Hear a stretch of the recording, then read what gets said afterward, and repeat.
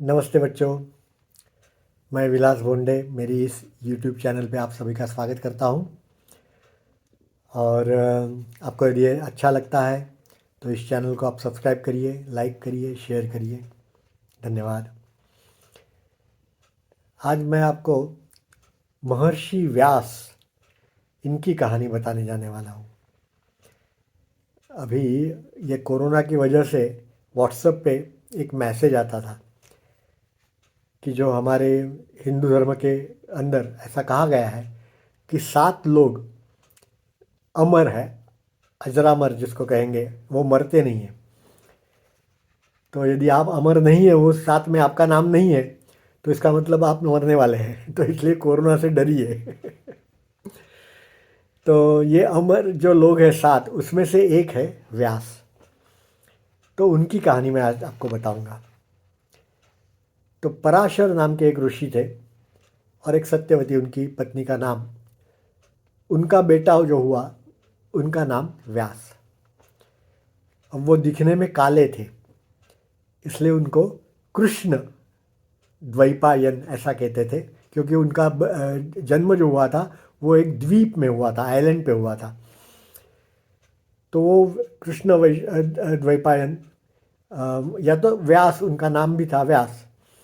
तो व्यास जो थे, उनका जन्म हुआ, 8 साल के हो गए। उनकी जनोई उन्होंने पिताजी ने बना करवा दी और उनको ब्रह्मदेव के पास, ब्रह्मा जी के पास शिक्षा के लिए, शिक्षण लेने के लिए भेजा। उस समय तो वो गुरुकुल का ये था ना, पद्धति थी, सिस्टम थी। तो किसी गुरु के पास जाना पड़ता था। तो वैसे वो गुरु जो थे वो ब्रह्मदेव के पास गए। तो ब्रह्मदेव के पास उन्होंने पूरी विद्या ले ली। ब्रह्मदेव ने फिर कहा कि भाई मुझे लगता है कि अब मेरे पास जो विद्या थी वो पूरी मैंने आपको सब दे दी है, अब आप वापस चले जाइए। और उनका आशीर्वाद लेकर के और द्वैपायन व्यास जो थे वो वापस आ गए। आने के बाद उनकी शादी हुई।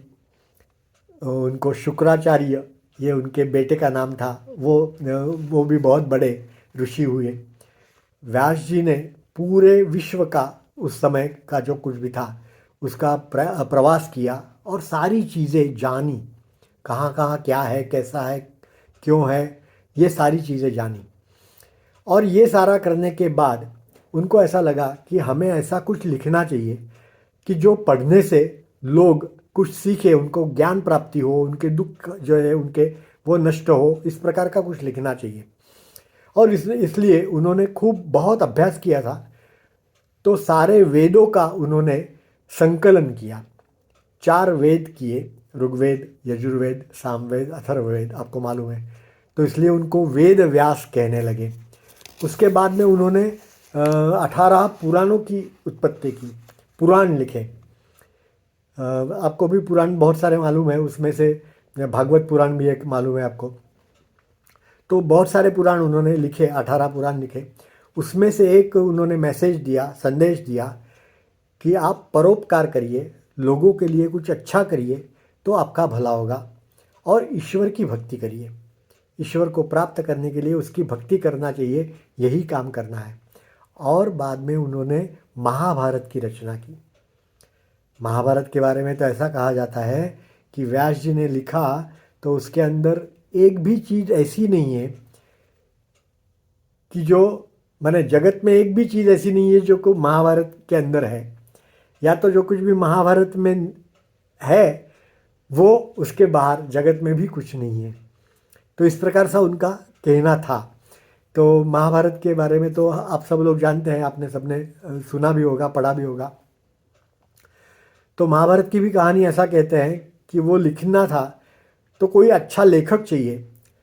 स्टेनोग्राफर जिसको कहते हैं ना, पुराने ज़माने में तो स्टेनोग्राफर हुआ करते थे कि कुछ हम बोलते हैं तो वो सामने वाला लघु लिपि में, स्टेनोग्राफी में लिख लेता था और बाद में वो टाइप करता था।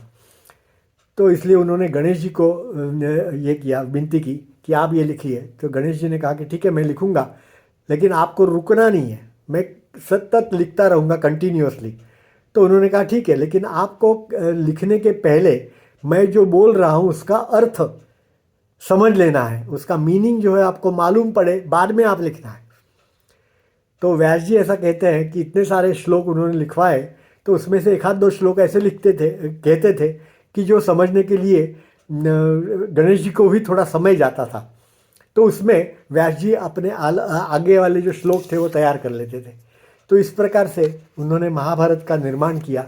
और बहुत सारी जो ये थी अपना पुराना जो साहित्य है, वो पुराना साहित्य उन्होंने बहुत सारा किया तैयार, और इसलिए उनका नाम जो है वो अपने इतिहास में, अपने संस्कृति में, अपने धर्म में अमर हो गया, और वो अमर कहलाते हैं।